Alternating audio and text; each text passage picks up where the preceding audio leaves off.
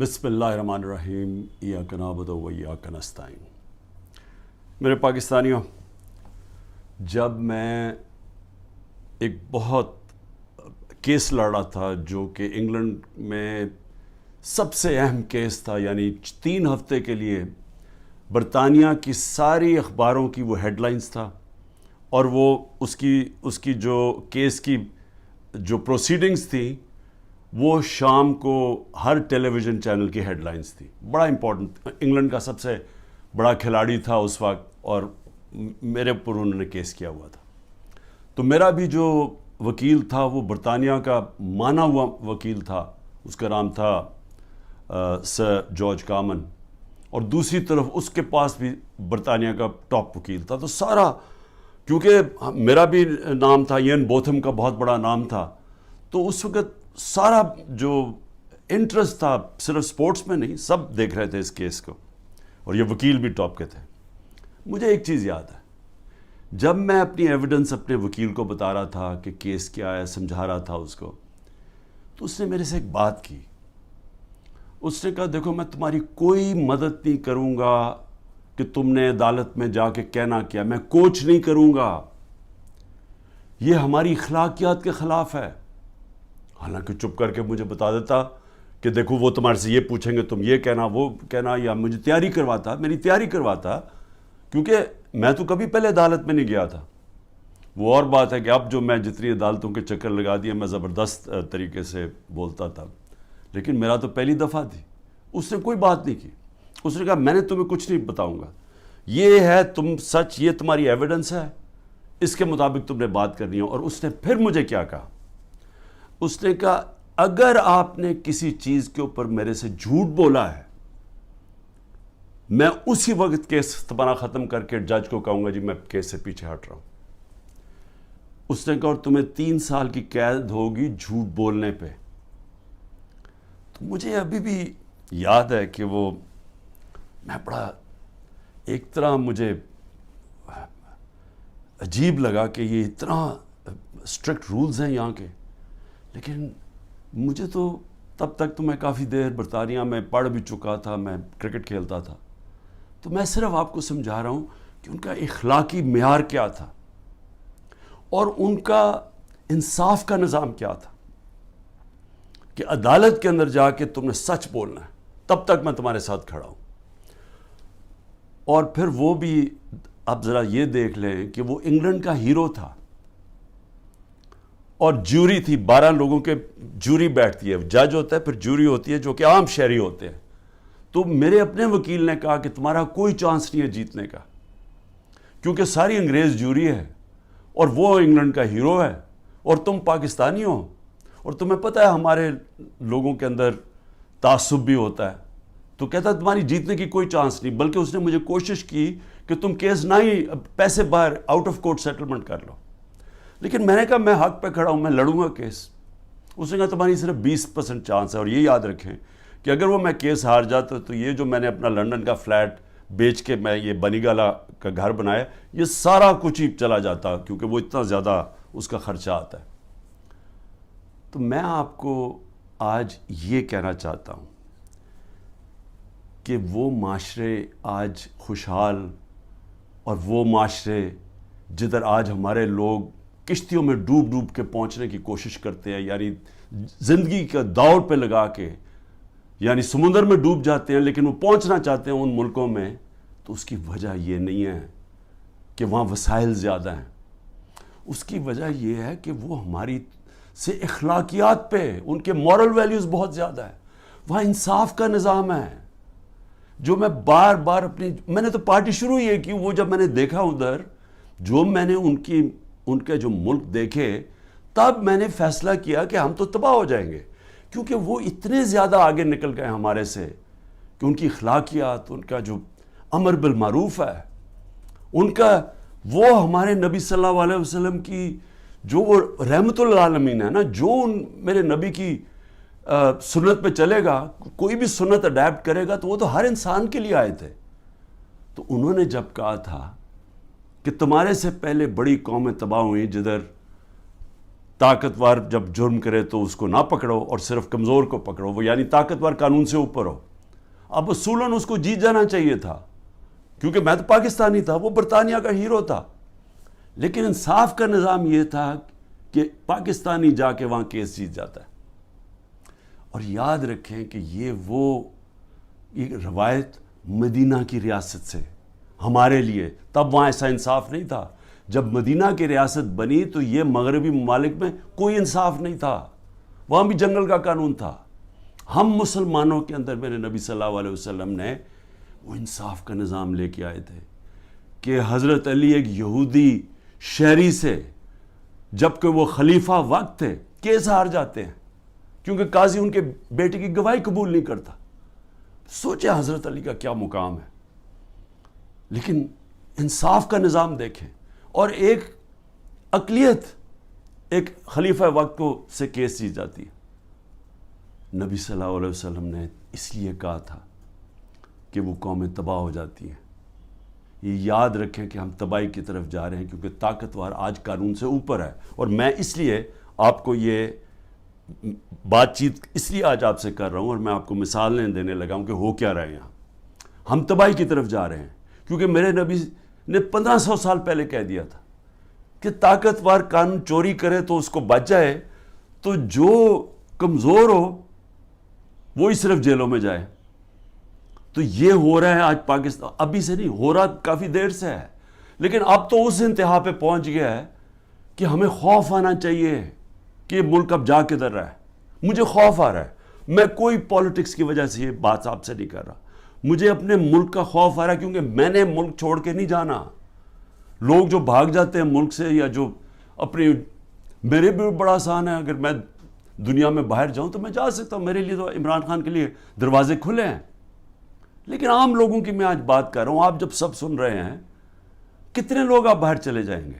تو یہ تو وہ میرے نبی نے جو 1500 سال پہلے کہا، ہم تو وہ تیزی سے ادھر جا رہے ہیں، اور ہمارا وہ آج جو وہاں ہو رہا ہے، خیر اس پیمانے میں تو نہیں پہنچ سکتے کہ میرے نبی نے کہا میری بیٹی نے بھی جرم کیا تو اس کو سزا ملے گی، قانون سے اوپر کوئی نہیں۔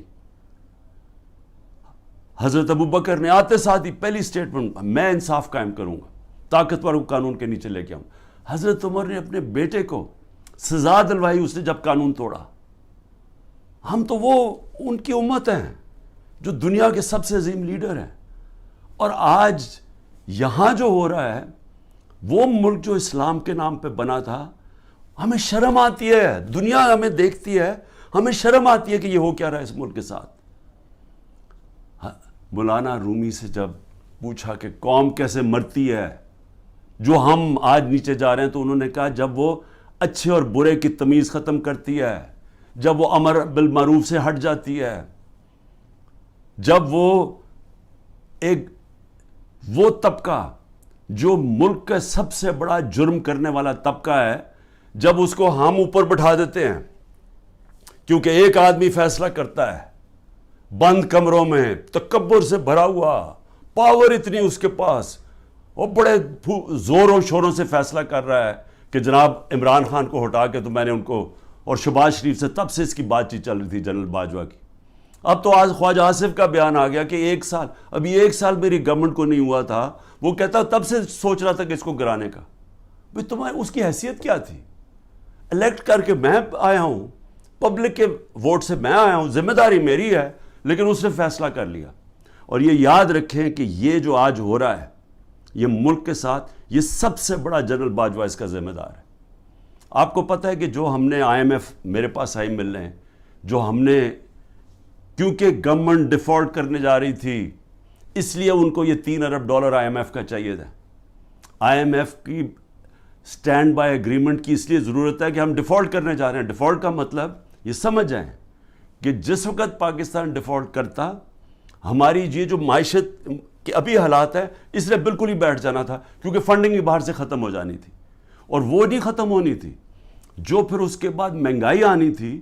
اور آج جو مہنگائی کا حال ہے، آپ تصور کریں نا کہ میں سارے تنخواہ دار طبقہ جو آج بیٹھا ہوا ہے، غریب لوگ، پینشنرز، مزدور، جو آج مہنگائی ہے، اگر ڈیفالٹ کرتا اس سے دگنی مہنگائی ہو جانی تھی۔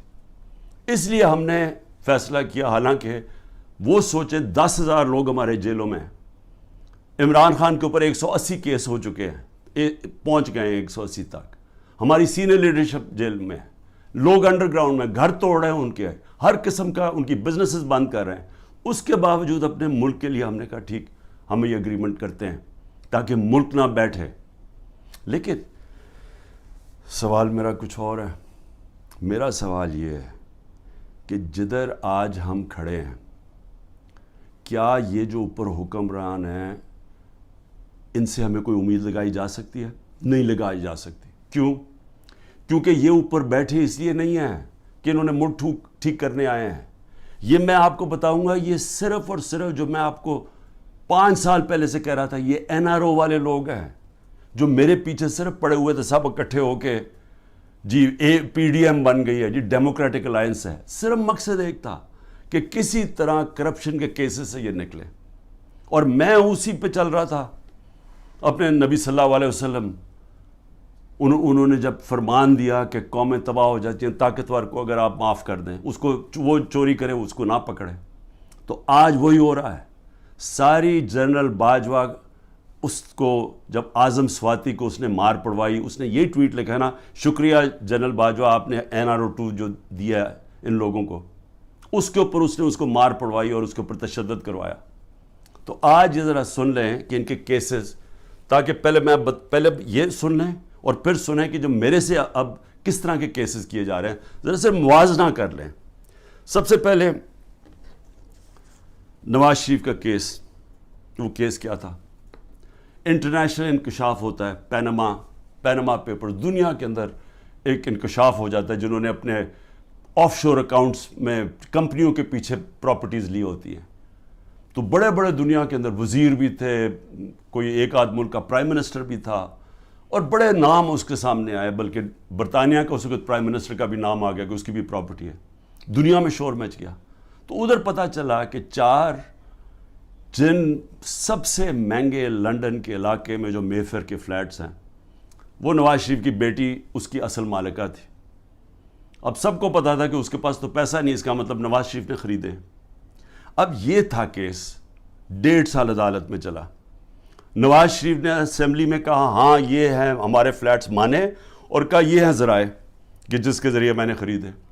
جب عدالت میں کیس شروع ہوا تو وہ ادھر سے اور کہانی بدل گئی، وہ ذرائع غائب ہو گئے۔ اس نے کہا جی قطری کھاتا آ گیا کہ جی قطریوں نے ہمیں یہ کوئی ڈیل ہوئی تھی، کوئی قطریوں سے ڈیل ہوئی تھی تو انہوں نے ہمیں یہ مفت کے دے دیے فلیٹ۔ یہ اس کے بعد یہ کہانی آئی۔ پھر اس کے بعد کلیبری فونٹ آ گئی۔ عدالت کے اندر مریم نواز نے جھوٹ بولا، کیونکہ وہ جو جس فونٹ جس سے جو لکھی گئے تھے کانٹریکٹ، جو اس نے اپنے بھائی کے ساتھ کانٹریکٹ دکھایا، وہ جو اگریمنٹ تھی وہ ابھی تک ایجاد ہی نہیں ہوئی تھی۔ جب اس نے وہ 2007 میں ہوئی، انہوں نے 2006 میں، کیونکہ جعلی کانٹریکٹ تھا، جھوٹ کی سیدھی 3 سال سزا ہوتی ہے، وہ کچھ بھی نہیں ہوا۔ اس کے بعد جناب سزا ہو گئی بعد میں ایون فیلڈ میں، اور پھر دوسرا نواز شریف کا تھا، وہ ایک اور اس کی جو سزا تھی ہل میٹل یا اس کی عزیزیہ مل تھی، اس کے اوپر تو اس کو سزا ہو گئی، مریم نواز کو سزا ہو گئی۔ اب عدالت کیا کرتی ہے؟ اب یہ پوچھا کیا جاتا ہے، ذرا سنیں، وہ مان گئے کہ ہمارے فلیٹ ہیں۔ عدالت اب یہ پوچھتی ہے ان سے کہ جناب بتائیں، آپ ثابت کریں، نیب کو کہتی ہے کہ آپ ثابت کریں کہ یہ واقعی ان کے فلیٹ ہیں۔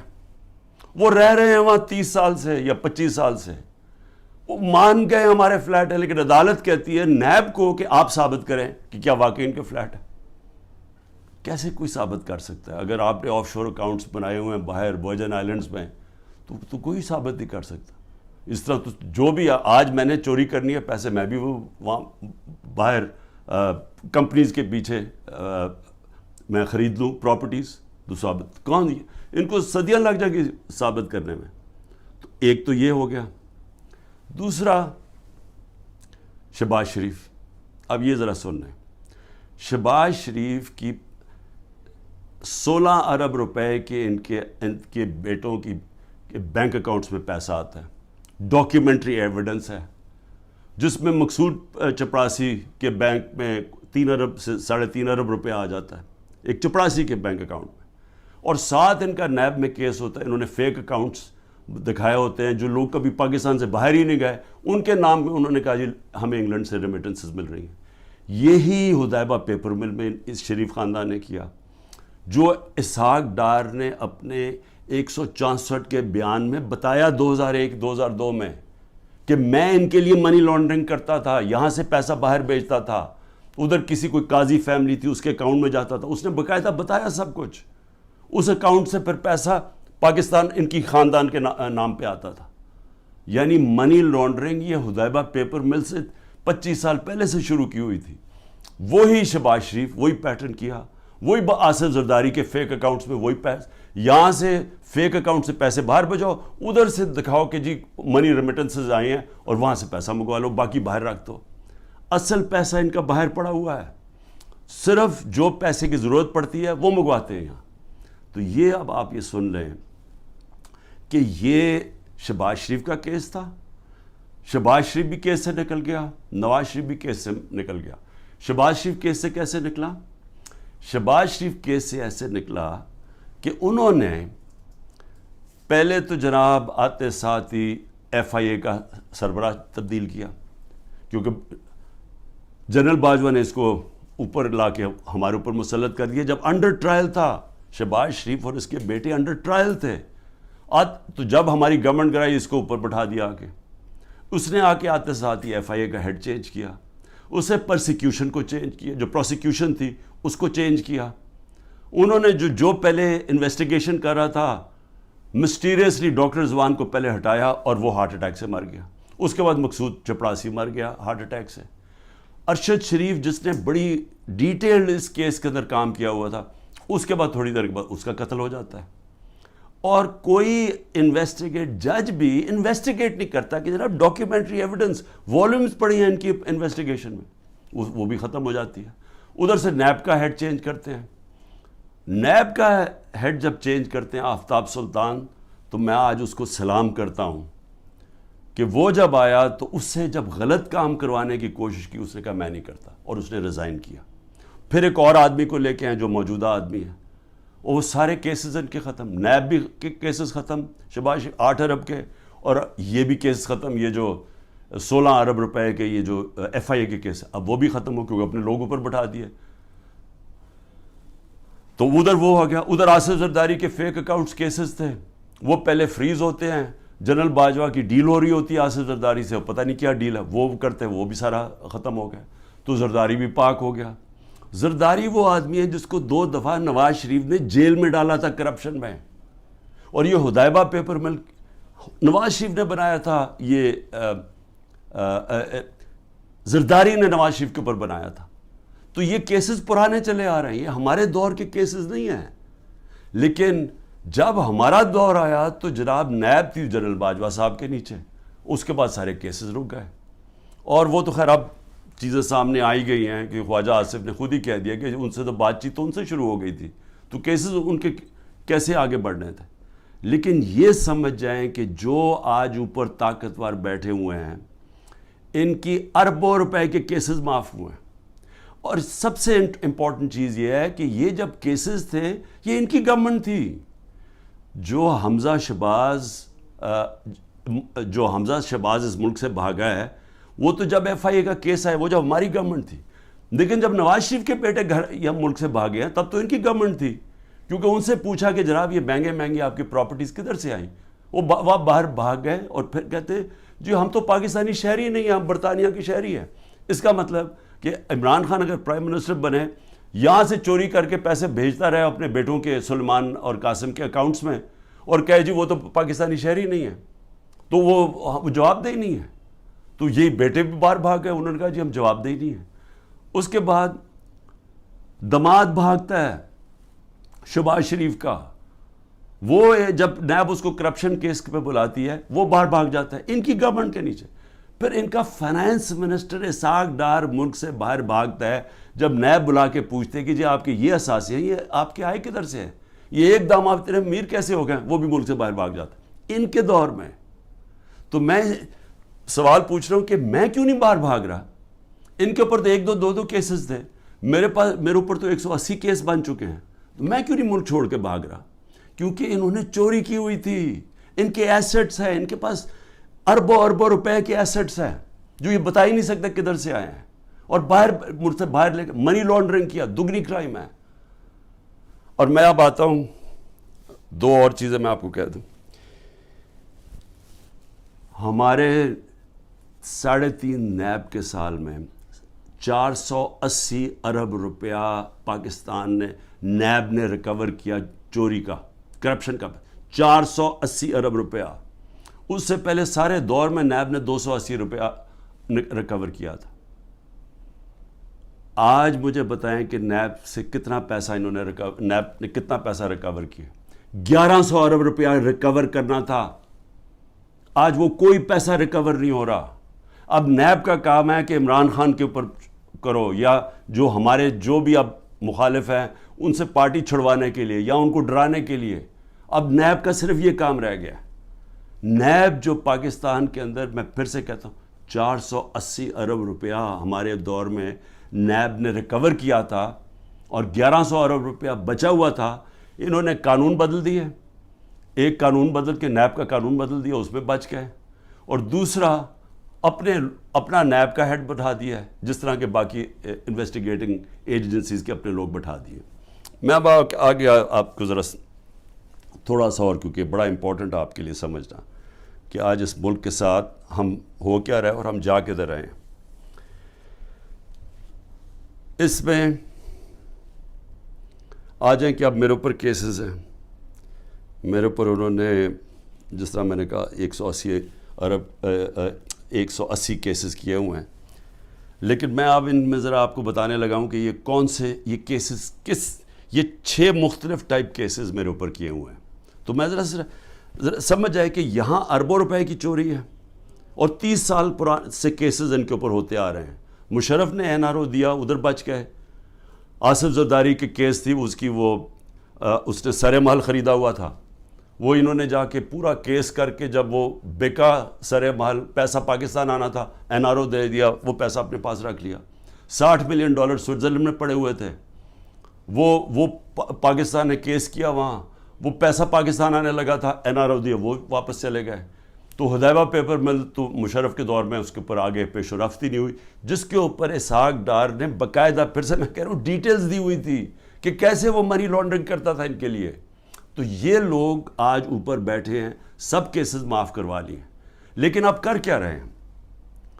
اب یہ کر یہ رہے ہیں کہ انہوں نے اب اس کو استعمال کر رہے ہیں, اینٹی کرپشن کو, نیب کو اور FIA کو, کس طرح اب صرف 1 پوائنٹ جائے, تحریک انصاف کو ختم کیا جائے. اب میرے اوپر کیسز سب سے زیادہ, پہلے آ جائے میرے کرپشن کیسز کیا ہیں. میں پہلے بھی بول چکا ہوں, لیکن میں آپ کو پھر یاد کرا دوں. سب سے پہلے القادر کیس کیا ہے؟ القادر کیس یہ ہے کہ میں نے ایک یونیورسٹی بنانی تھی. میں پہلے سے سوچ رہا تھا کہ مجھے موقع ملے تو ضرور بناؤں گا, کیونکہ ایک میں نے نمل یونیورسٹی بنائی ہوئی ہے, ایک میں نے القادر یونیورسٹی بنانی تھی. القادر کا میرا مقصد یہ تھا کہ یہاں سیرت نبی کے اوپر اپنے نوجوانوں کو, ان کو سمجھایا جائے, سیرت نبی کے اوپر وہ کھڑے ہو تاکہ ان کو لیڈرشپ آئے, ساتھ ٹیکنالوجی. یہ آئیڈیا تھا اس کا. اور یہ یونیورسٹی جب میں نے شروع کی تو اس کے اندر میرا مقصد تھا کہ ملک ریاض کو, کیونکہ ملک ریاض اور پروجیکٹس میں, راوی سٹی میں بھی تھا, ادھر بھی چیپ سستے ہاؤسنگ کے اندر بھی تھے. پھر بعد میں ہم نے جب یہ شروع کی سینٹرل بزنس ڈسٹرکٹ جو والٹن کی تھی, کیونکہ سب سے بڑا بلڈر ہے پاکستان کا. ملک ریاض کو صرف میں نے اس لیے کہا کہ آپ یہ کر دیں پروجیکٹ, کیونکہ ملک ریاض کی سپیڈ ہے, سب سے بڑا بلڈر ہے پاکستان میں. جو ملک ریاض نے 3 سال میں کام کیا ہے ہمارا یہ القادر میں, وہ ہمیں 14 سال 15 سال لگے نمل یونیورسٹی میں. یعنی اتنا کنسٹرکشن کا کام ہمیں 15 سال جو لگا وہ اس نے 3 سال میں کر دیا, کیونکہ وہ سب سے بڑا بلڈر ہے. میرا تو یہ مقصد تھا. ملک ریاض نے کہا میں یہ خود ہی اسپانسر کرتا ہوں یہ آئیڈیا جو القادر کا ہے. اب یہ ہوتی ہے بات, یہ سمجھیں, یہ ہوتی ہے 2018 کی نومبر دسمبر کی بات ہے. اس کے بعد جب وہ اس کی اوپننگ شروع, اس کی جو سٹون لینگ ہے وہ مئی میں شروع ہو جاتی ہے. مئی 2019 میں. 2019 کی دسمبر میں ایک کیبنٹ کا فیصلہ آتا ہے, وہ میں بتا چکا ہوں آپ کو. کیبنٹ نے فیصلہ یہ کرنا تھا کہ کیا ہم نے ملک ریاض کے کوئی پیسے انگلینڈ کی نیشنل کرائم ایجنسی نے انہوں نے فریز کیے ہوئے تھے ایز سسپیشس ٹرانزیکشن, کہ ہمیں شک ہے اس ٹرانزیکشن کے اوپر, منی لانڈرنگ پہ نہیں. اور اس کی ڈیل ہو جاتی ہے ان کے ساتھ. اب وہ پیسہ وہ فیصلہ کرتا ہے کہ سپریم کورٹ میں ملک ریاض نے پیسہ دینا ہے, وہ اس میں ڈالنا چلتا ہے سپریم کورٹ کے اکاؤنٹ میں, اور ان کی ڈیل ہوتی ہے. ہمارے کیبنٹ کے سامنے صرف یہ فیصلہ آتا ہے کہ اگر آپ اس کو ڈیل کو کانفیڈینشیل رکھیں گے جو اس کے اور اس میں تھی, لیکن عدالت میں آپ لے جا سکتے ہیں, لیکن صرف کیبنٹ, کیونکہ کیبنٹ میں پبلک ہو جانی تھی, تو وہ کہتا ہے پبلک نہ ہو. اگر آپ کانفیڈینشیل رکھیں گے تو 190 ملین پاؤنڈ پاکستان آ جائے گا سپریم کورٹ کے اکاؤنٹ میں. لیکن اگر آپ نہیں کریں گے تو آپ کو جا کے انگلینڈ میں کیس کرنا پڑے گا اور وہاں ثابت کرنا پڑے گا کہ منی لانڈرنگ ہے یا نہیں ہے. وہ سول کیس تھا. ہمیں جو کیبنٹ میں بتایا جاتا ہے, اور وہاں یاد رکھیں لا منسٹر تھے, وہاں فائنانس منسٹر تھے, وہاں کیبنٹ سیکرٹری تھے, جن لوگ جو اس کے اوپر بات کر سکتے ہیں. تو سب نے یہ جو کنسنسس بنا کہ اگر ہم سول کیس کرتے ہیں یہ ثابت کرنے کے لیے منی لانڈرنگ, وہ ہمیں 5-6 سال لگ جائیں گے, اور اگر کیس ہار جاتے پیسہ وہی رہ جاتا تھا. تو یونانیمس فیصلہ ہوتا کہ ہاں پیسہ تو پاکستان آ رہا ہے. یہ تھا. یہ میرے پہ کہہ رہے ہیں کہ جناب القادر یونیورسٹی جو آپ نے بنائی ہے اس کی وجہ سے آپ نے یہ ملک ریاض کا پیسہ یہ جانا چاہیے تھا پاکستان گورنمنٹ کو, بجائے چلا گیا سپریم کورٹ کے اندر. بھئی اگر پہلے تو ساری کیبنٹ کا فیصلہ ہے, منٹس ہیں اس کے اوپر, کسی نے کوئی آبجیکشن, کیونکہ ساروں کے لیے عقل تو یہ کہتی تھی نا کہ 190 ملین پاؤنڈ پاکستان آ رہا ہے. دوسرا, اگر آج آپ یہ سمجھتے ہیں کہ جی کوئی اس میں غلط ہوا ہے, اس کو گورنمنٹ کے پاس آنا چاہیے, سپریم کورٹ کو آپ لکھیں کہ جی غلط آ گیا, اس کو پیسے کو وہاں کریں, اور اگر وہ ملک ریاض آبجیکٹ کرتا ہے, ہم جا کے انگلینڈ میں کیس کریں گے, ہم جا کے وہ ثابت کریں گے, ہمیں ثابت کرنا پڑے گا. یاد رکھیں ہمارے اوپر ہے پھر گورنمنٹ پہ کہ ثابت کریں کہ جناب یہ پیسہ منی لانڈرنگ کا تھا. اب یہ جو بھی وکیل جانتے ہیں ان کو پتہ ہے کہ وہاں ثابت کرنا آسان نہیں ہے. بہرحال ابھی کر سکتے ہیں. تو اس میں عمران خان کا کیا فائدہ ہوا؟ پیسے پڑے ہیں سپریم کورٹ میں, دوسری طرف وہ القادر کھڑی ہوئی ہے, وہ ایک ٹرسٹ چل رہا ہے. ٹرسٹ ڈیڈ کے اندر لکھا ہوا ہے کہ کوئی بھی ٹرسٹی, یا عمران خان اور بشرا بیگم کو اس لیے بنایا کیونکہ ان کو سیرت نبی میں انٹرسٹ ہے. جب آپ ٹرسٹ بناتے ہیں لوگوں کو ان کو لے کے آتے ہیں جو کہ اپنا ٹائم دے سکیں, کیونکہ اس میں کوئی تنخواہ تو ملتی نہیں ہے, اس میں کوئی ٹی اے ڈی اے نہیں ملتا. یہ آپ مفت تب کام کرتے ہیں جب آپ کا شوق ہو کسی چیز میں. ٹرسٹ چل رہا ہے, 100% وہاں اسٹوڈنٹس مفت پڑھ رہے ہیں. ٹرسٹ ہے, زمین ہے ساری ٹرسٹ کے نام پہ. اگر خدا نہ خواستہ یہ ٹرسٹ نہیں چلے گا, وہ واپس چلی جائے گی جس نے ڈونیشن دی ہے. میرا اس میں یا مجھے اس کا کیا فائدہ ہے؟ اس کو کہہ رہے ہیں کرپشن. اور دوسرا کرپشن سننے ذرا کیا ہے, توشہ خانہ. 70 سال سے پاکستان کا قانون کیا ہے؟ آپ کو کسی کو گفٹ ملتی ہے جب آپ پرائم منسٹر ہو, چاہے آپ گورنر ہو, چاہے آپ پریزیڈنٹ ہو, چاہے آپ آرمی چیف ہو, چاہے آپ وزیر ہو, چاہے آپ ملٹری سیکرٹری ہو, سب کو, اور ملتی ہے مڈل ایسٹ کے اندر جب جاتے ہیں وہ تحفے دے دیتے ہیں. اب وہ قانون کیا ہے؟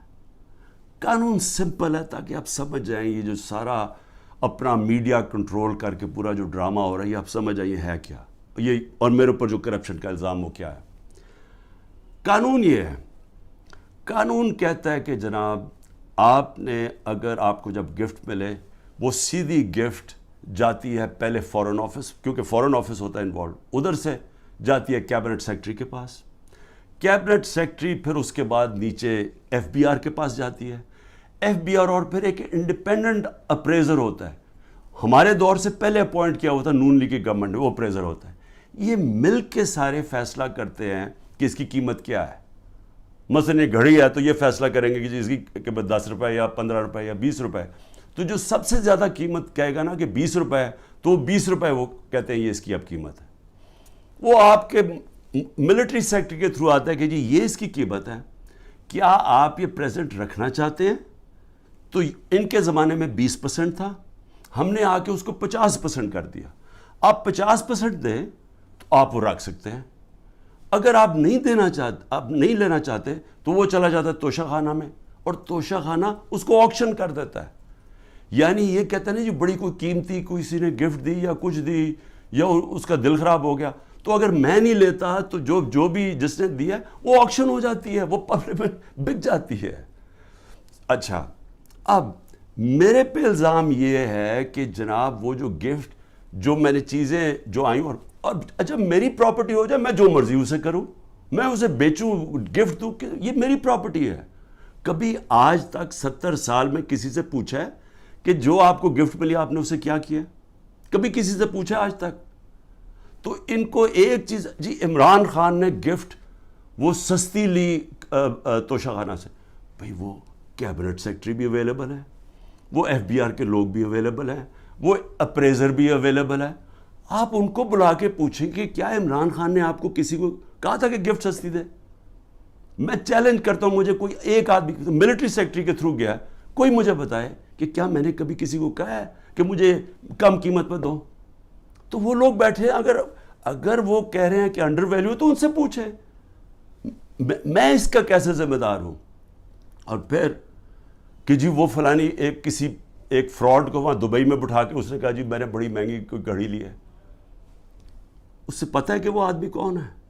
وہ ناروے سے بھاگا ہوا فراڈ میں, اس کے اوپر میں نے کیس کیا ہوا ہے جھوٹے کے اوپر.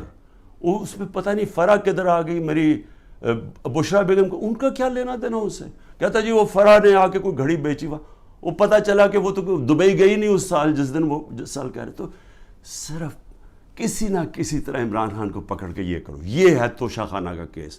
اور اگر کسی کو پکڑنا ہے توشہ خانہ کیس میں, تو اس میں مریم نواز پکڑی جاتی ہے, نواز شریف پکڑا جاتا ہے, اور آصف زرداری, کیونکہ انہوں نے وہاں سے مہنگی گاڑیاں توشہ خانہ میں سے انہوں نے وہ گاڑیاں خریدی اور سستے قیمت پہ وہ خرید سکتے ہی نہیں تھے, کیونکہ توشہ خانہ میں گاڑی آپ نہیں لے سکتے.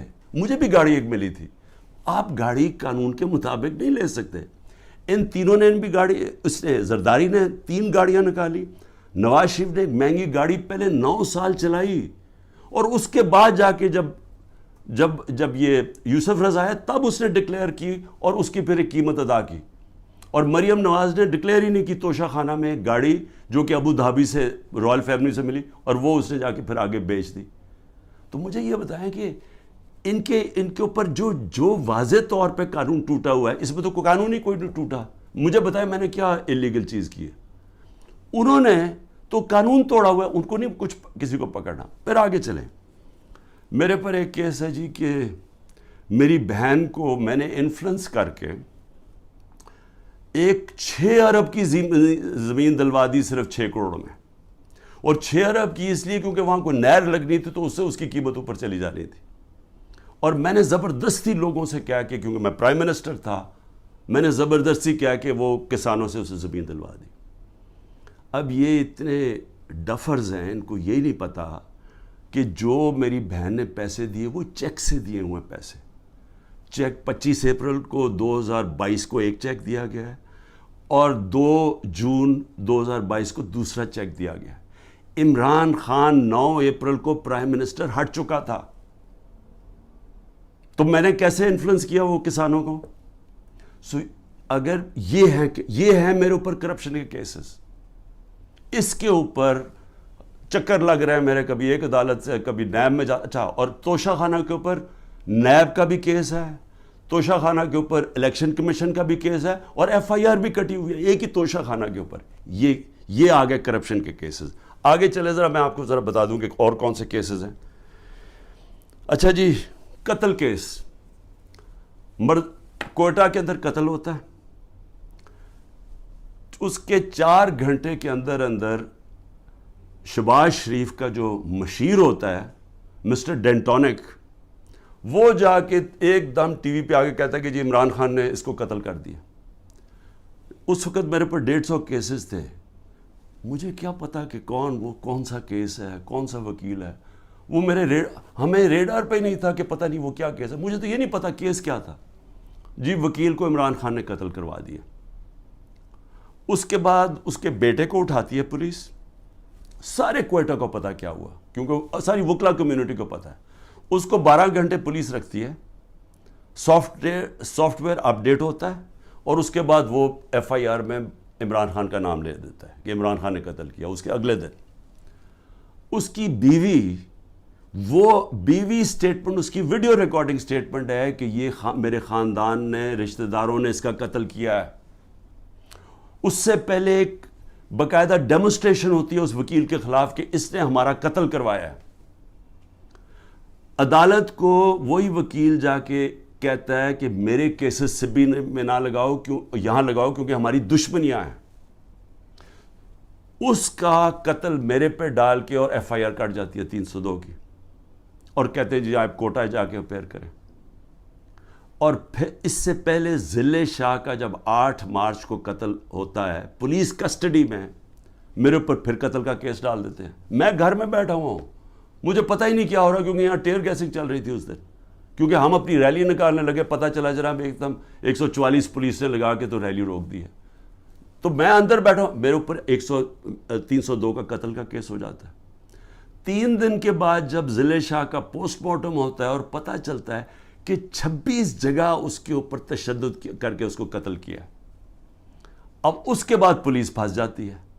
پھر کیا کرتی ہے؟ نہیں جی وہ ایکسیڈنٹ ہوا ہے، اور ایکسیڈنٹ میں بھی پھر مجھے بات ہے کہ جی میں نے کوئی انفارمیشن نہیں دی، ایک اور ایف آئی آر کٹ جاتی ہے.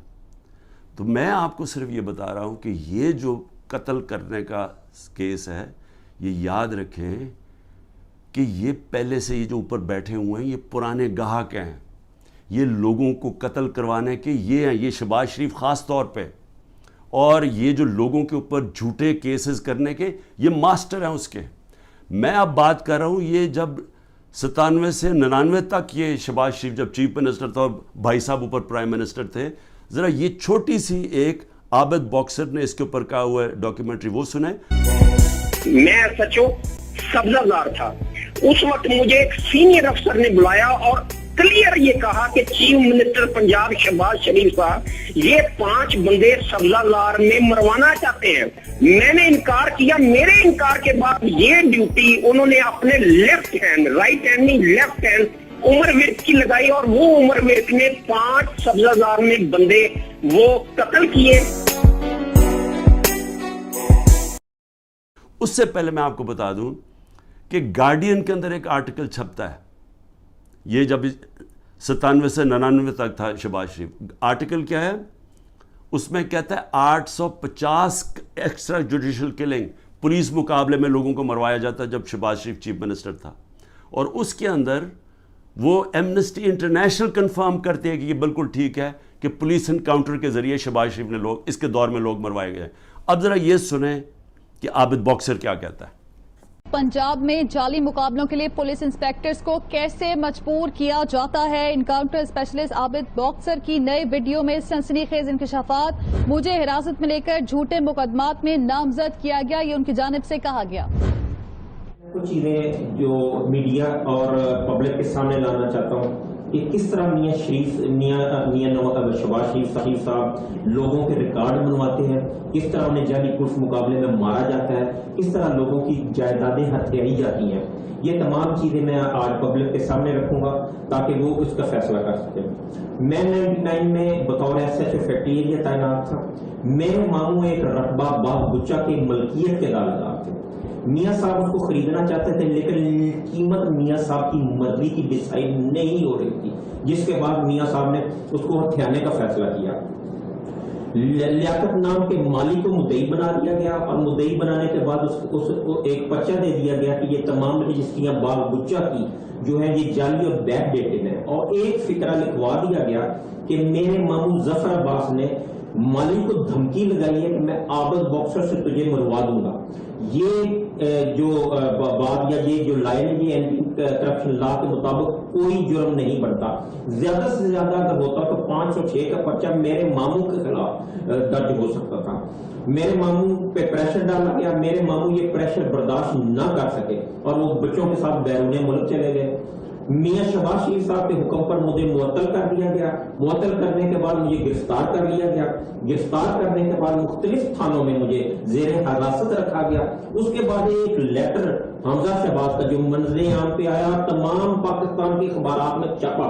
اس میں اس نے فواد حسن فواد صاحب کو لکھا کہ عابد باکسر کے خلاف سخت ترین ایکشن لیا جائے, اور ایک فقرہ آخر میں لکھا, please note it that we are not in the habit of listening the word legal or illegal.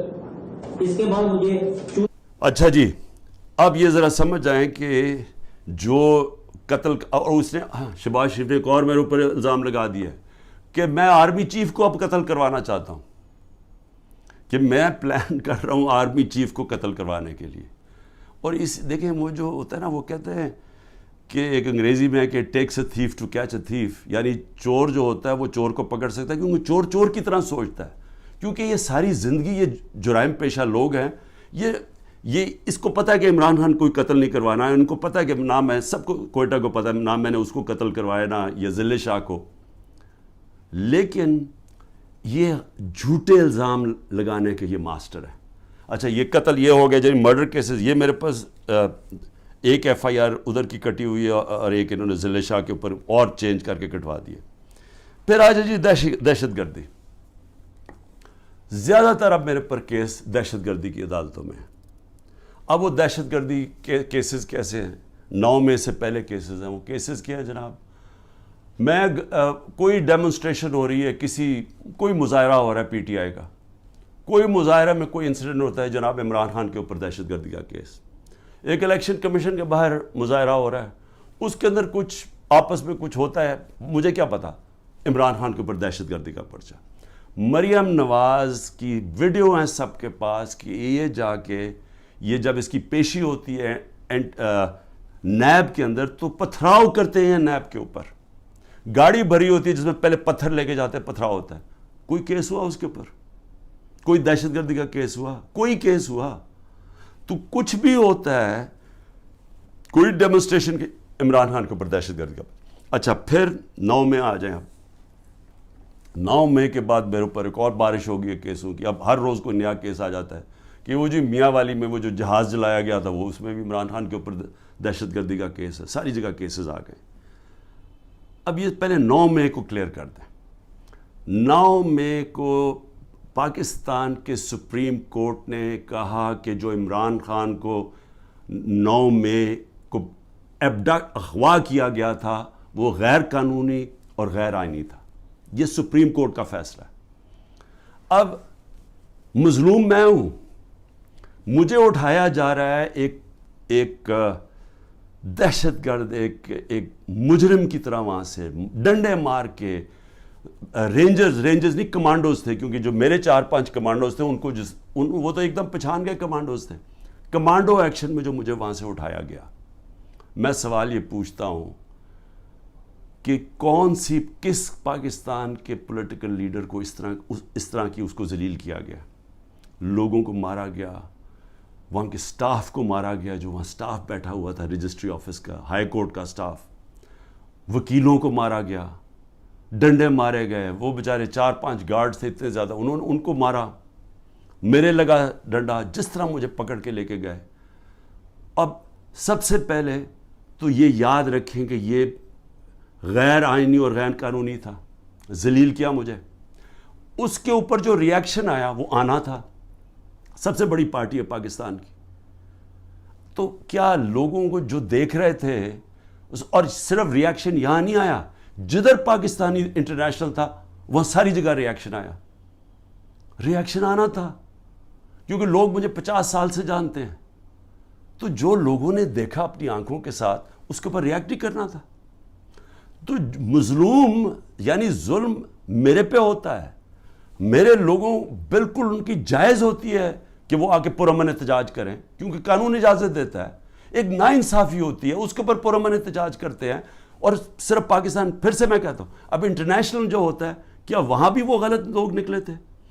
اس سب کو ایک بس جناب فوج کے خلاف کچھ ہو گیا, شہداء کے خلاف کچھ ہو گیا, اس کو اس مد میں ڈال کے کہ وہ بات نہیں کرتا کہ وہاں گولیاں چلائیں گئی. نہتے لوگوں کو مارا گیا. 25 لوگ کم از کم انہوں نے مارے ہیں, کیونکہ ہمیں پوری طرح پتہ نہیں ہے. جو پولیس نے 25 لوگوں کو گولی قتل کیا, شہید کیا میں کہتا ہوں, کیونکہ پرامن احتجاج حق کے لیے, ناانصافی کے خلاف کھڑا ہونا تو ہمارا حق ہے. اس کے اوپر لوگوں کو قتل کیا گیا, اور وہ شہید ہیں. جو انصاف کے لیے کھڑا ہوتا ہے اس کو شہید کہتے ہیں. 16 کے پاس ہماری ایڈریسز ہیں. جو ان کے رشتہ دار ہیں ان کے اوپر چڑھائی کر دی. وہ بیچارے ڈرے ہوئے بیٹھے ہیں, مشکل سے نام دے رہے ہیں. جو باقی 8-9 ہیں وہ ہمیں بتا ہی نہیں رہے, کیونکہ وہ ڈرے ہوئے انڈر گراؤنڈ چلے گئے ہیں. اس طرح انہوں نے, جس طرح ذلے شاہ کے گھر ساری پہنچ گئی تھی ان کی ساری پنجاب کے آئی جی اور سارے, اور اسے جب اس کی جب باڈی تھی تو اس کو کہا جی یہ ایکسیڈنٹ ہوا, زمین پہ پڑا, یہ ملا ہے سائٹ پہ. جو سارے باڈی کے اوپر جو پوسٹ مارٹم میں تشدد کے, کیونکہ کبھی ایکسیڈنٹ میں بھی تشدد ہوتا ہے, تو وہ ساری پولیس پہنچ گئی اور وہ بیچارے پیچھے سہم گئے. اسی طرح سارے جو ان کے رشتہ دار ہیں جو ہوا ہے وہ سارے سہم گئے. 9 کا ہمیں پتہ نہیں چل رہا, اور 16 جو ہیں ان کو وہ دے نہیں رہے, ان کو رپورٹ نہیں دے رہے, ان کا پوسٹ مارٹم نہیں کر رہے. تو پہلے تو ان کو قتل کیا, شہید کیا, اس کے بعد انہی کے اوپر دباؤ ڈال دیا. جو مظلوم ہے انہی کے اوپر ڈال دیا, کیسز بھی ان کے اوپر کر دیے. اس کے علاوہ جو ٹوٹل گولیاں لگی ہیں وہ 100 سے 200 گولیاں لگی ہیں. جو ہاسپٹل میں پڑے ہوئے تھے ان کو اٹھا کے جیلوں میں لے گئے جن کو گولیاں لگی تھی. 3 کی ٹانگیں کٹ گئیں, 1 پیرالائز ہو گیا جو پیچھے گولی لگی. لیکن صرف وہ بلڈنگز کو آگ لگا دی. بھئی ہم سارے مذمت کرتے ہیں. وہ ججمنٹ میں دیکھ لیں چیف جسٹس کی, کہ مجھے تو پتہ ہی کچھ نہیں تھا. میں تو جب چیف جسٹس کے وہاں سامنے ہوا, انہوں نے بتایا کہ جی, میں نے کہا میں سخت مذمت کرتا ہوں. 27 سال سے میں نے لوگوں کو کہا ہوا ہے کہ قانون کے بیچ میں رہ کے ہم نے ہمیشہ, اور رہے ہیں قانون کے بیچ میں, ہمیشہ احتجاج ہم نے قانون کے بیچ میں کیا. ہم نے جب 126 دن کا دھرنا دیا, مجھے بتائیں پاکستان کی تاریخ کا سب سے بڑا وہ ہمارا پروٹیسٹ تھا. کیا ہوا, کیا لڑائی, کوئی لڑائی ہوئی, کوئی لوگوں کو مارا داڑا, ساری دنیا آتی تھی پروٹیسٹ کر کے چلی جاتی تھی.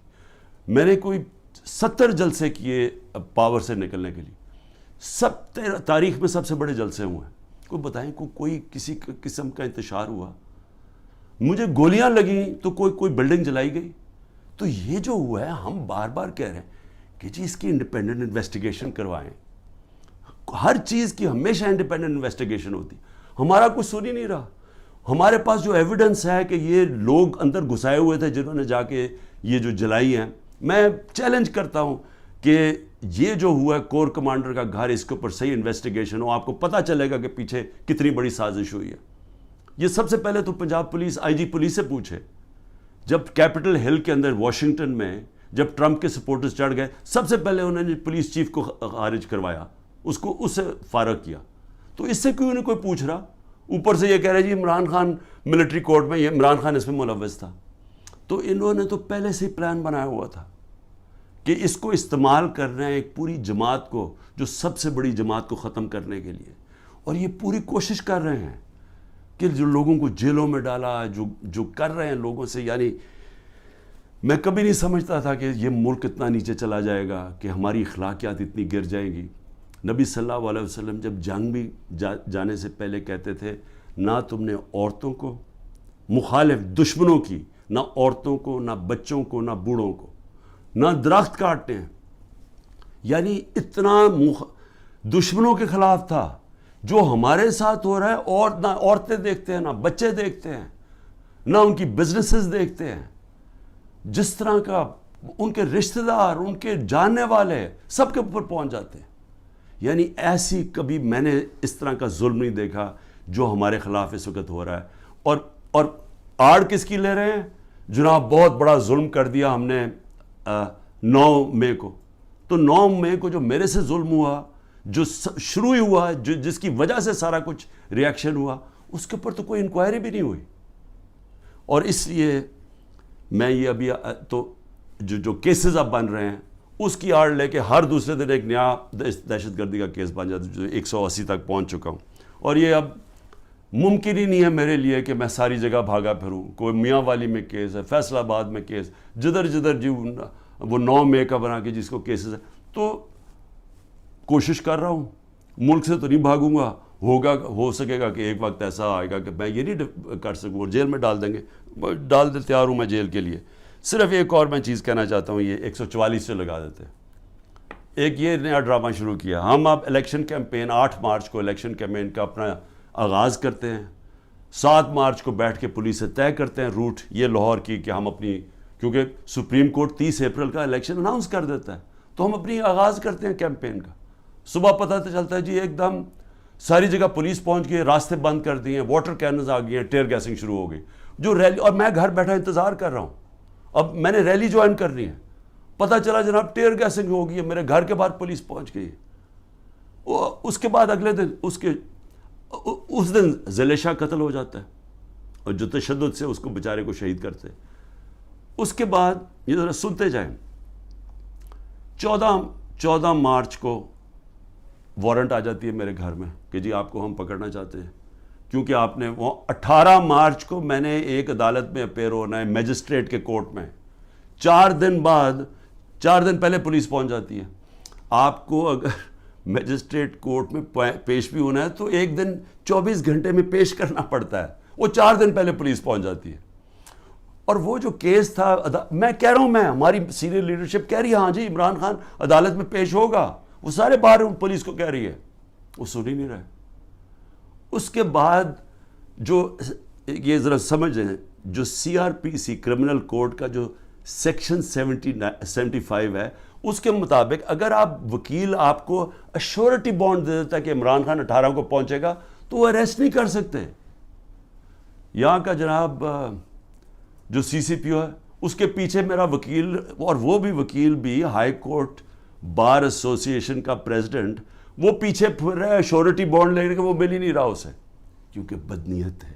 یہاں پھر مجھے اغوا کرنے آئے تھے, 24 گھنٹے میرے گھر کے اوپر اٹیک کیا. اچھا اب پھر 144 وہاں ہمارا 14 مئی کو جب ہم دیکھ رہے ہیں کہ الیکشن نہیں کرنے جا رہے, تو ہم 6 مئی کو اپنی آئین کے لیے, کیونکہ آئینی طور پہ ان کو الیکشن کروانا چاہیے تھا 14 مئی کو, جب آئینی طور پہ الیکشن نہیں کر رہے تو ہمیں کیا پتہ چلتا ہے کہ جی ایک دم اسلام آباد میں ہم ریلیز نکال رہے ہیں, سارے ملک میں ریلیز نکل رہی ہیں.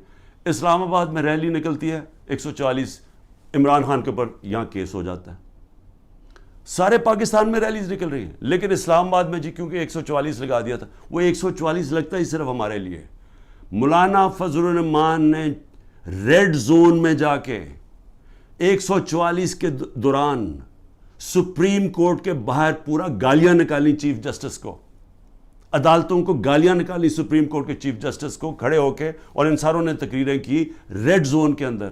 اس کے لیے 144 نہیں تھا, اس کو بلکہ فیسیلیٹیٹ کر رہی ہے حکومت جا کے وہ ریلی نکالنے کے لیے.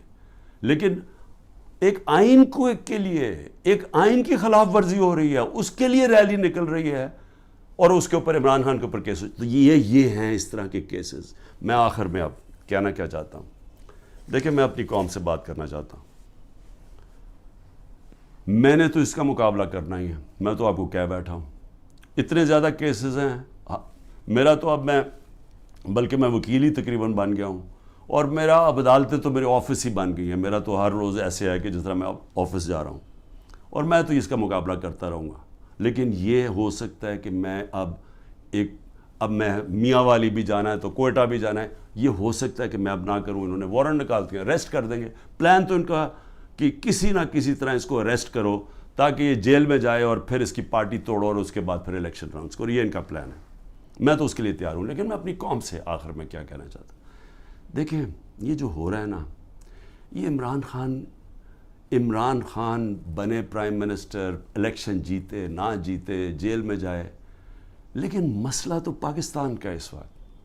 تو میں آپ کے لیے اب کہہ رہا ہوں, یہ جو ہو رہا ہے نا, یہ صرف اور صرف ملک کی اب تباہی ہے. یہ جو چور اوپر بیٹھ گئے ہیں, اور میں نے آپ کو ان کے کیسز بتایا, یہ تو کچھ بھی نہیں ہے کیسز, ان کے اوپر تو پوری کتابیں ہیں ان کی کیسز کے اوپر. ان کے اوپر تو باہر کی کتابوں میں ان دونوں کے زرداری اور نواز شریف خاندانوں کے اوپر چوری کے اوپر ان کے اوپر کتابوں کے اندر مینشن کیا ہوا ہے, باہر کے اخباروں میں ہے. یہ ایک دوسرے کے متعلق کیا کہتے تھے, اسٹیبلشمنٹ ان کے متعلق کیا کہتی تھی, تو اس میں تو کسی کو کوئی شک نہیں ہے کہ انہوں نے کیا کیا. اب یہ جو پلان بن رہا ہے کہ عمران خان کو جیل میں ڈال کے ان کو واپس لے کے آنا, چلیں عمران خان جیل میں بھی چلا جاتا ہے, یہ واپس بھی آ جاتے ہیں, لیکن ملک کا کیا بنتا ہے؟ میں یہ سوال پوچھ رہا ہوں کہ ملک کا جو حالات ہیں, یہ جو جنرل باجوہ نے یہ انجینئرنگ کر کے ان کو اوپر بٹھایا ہے, کیا ملک بچ جائے گا ایسے؟ مجھے یہ بتائیں کہ صرف معاشیت کو دیکھ لیں کہ ہم جب ایک سال میرے ہٹانے سے ایک سال پہلے جو ہمارا ڈالر, کیونکہ اصل مسئلہ پاکستان کا ڈالرز کا ہے, ہم کیوں IMF کے گھٹنوں میں پھر رہے ہیں؟ کیونکہ ہمارے پاس ڈالرز کی کمی ہے, IMF سے ہمیں ڈالرز چاہیے. لیکن جس وقت ہمارا جو آخری سال تھا 8.7 ارب ڈالر کا ہمارا ڈالر انکم میں اضافہ ہوا تھا, ایکسپورٹس میں اور ریمیٹنسز میں 8.7 ارب ڈالر کا اضافہ ہوا تھا. اس سال جب سے یہ جنرل باجوہ کے یہ تحفے آئے ہیں, انہوں نے ایک سال کے اندر 8.5 ارب ڈالر کی کمی کی ہے ریمیٹنسز اور ایکسپورٹس میں. وہ جو ہمارا بڑھا تھا اور ہمارا پورا ماشاءاللہ جس طرح ہم جا رہے تھے مزید ہمارے اور بڑھنا تھا, کیونکہ ہمارا 2 سال میں بڑھتا جا رہا تھا.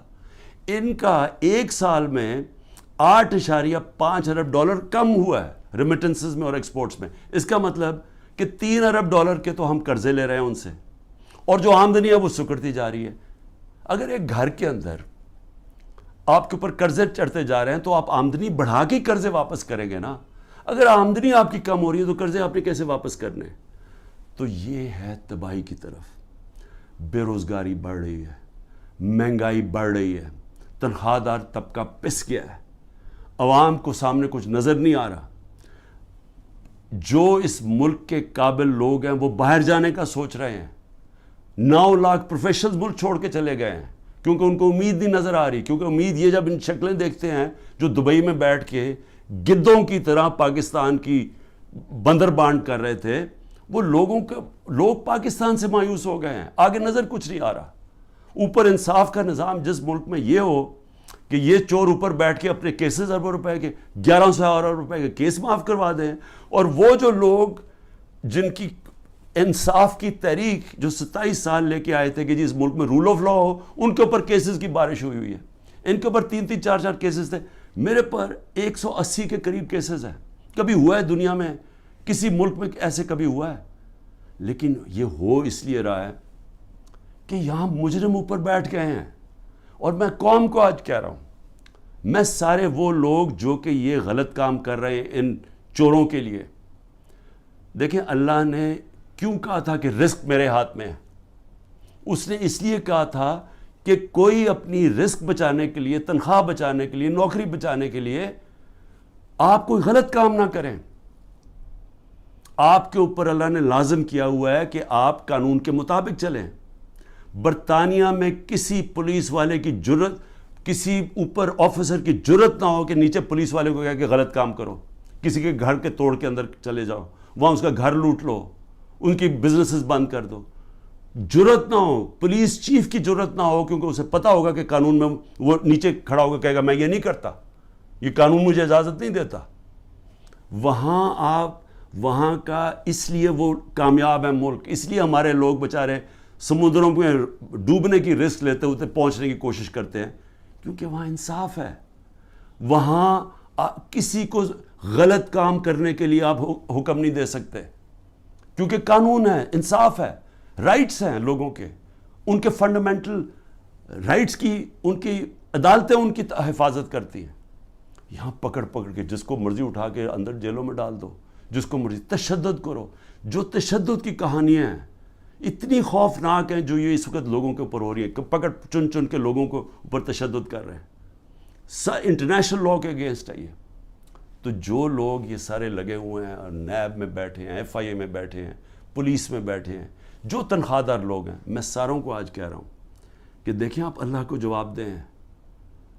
آپ یہ جو چیزیں کر رہے ہیں, آپ اپنے ملک کی تباہی کے راستے پہ ملک کو لے کے جا رہے ہیں, اور آپ اپنی آخرت بھی تباہ کر رہے ہیں. آپ کو کوئی ضرورت نہیں ہے, جب رزق اللہ نے کہا میرے ہاتھ میں ہے, آپ کو غلط کام کرنا اور گناہ کرنا کی یہ نہ کہنا اوپر والے کو کہیں گے کہ نہیں جی میں تو کیا کرتا مجھے اوپر سے غلط آرڈر آیا ہے. آپ کا رائٹ ہے کہ غلط آرڈرز آپ نہ مانیں. یہ آپ کو قانون اجازت دیتا ہے, جو کہ کسی بھی مغربی جمہوریت کے اندر کسی کی جرت نہیں ہے, کسی آفیسر کی جرت نہیں ہے کسی نچلے والے سے غلط کام کروایا جائے. یہ میں صرف آخر میں اس لیے کہہ رہا ہوں کہ اللہ نے امر بالمعروف کا ہمیں حکم دیا ہوا ہے کہ اچھائی کے ساتھ کھڑے ہو, برائی کے خلاف جہاد کرو. وہ معاشرے کا بنیاد بنتی ہے, اور عدل اور انصاف اور امر بالمعروف پہ معاشرہ کھڑا ہوتا ہے. جو وہ معاشرہ اوپر جاتا ہے جو مدینہ کی ریاست میں ہوا تھا, اور اس کو جب آپ خلاف جائیں گے تو وہ آپ اپنے پھر تباہی کا راستہ اختیار کر لیتے ہیں, جو مجھے افسوس سے کہنا پڑتا ہے جس طرف اس وقت ہم تیزی سے جا رہے ہیں. پاکستان زندہ باد.